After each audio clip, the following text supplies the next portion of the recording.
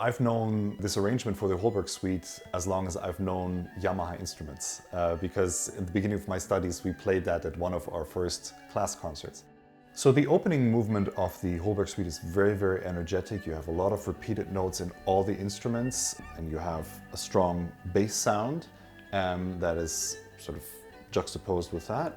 You start sort of unified, and then as you progress into the second half of the piece, you got more and more single voices, and you got voices, or you get writing that goes through the voices. So you will have a big run of 16th notes that goes from first cello into second and third. You also have some interplay of pizzicato between the bass voice, number 6, and number 5. And of course, when I do a recording like this, where I play with myself, I have to kind of imagine what do the other voices do at that moment. So I have to pretend that there is some sort of chamber music interplay.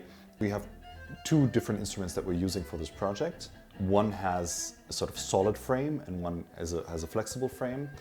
And I found that for the more challenging parts in cello 1, I needed a solid frame in order to really get the full cello playability. Whereas I felt for the lower voices, I'm using some of the more portable cello for that, I felt this was giving me more lower bass. So in a way, because you can change the pickup and you can change the sound within the instrument, you can have all the colors on all the instruments. But I felt specifically with the playability, I wanted to have the solid frame for cello 1.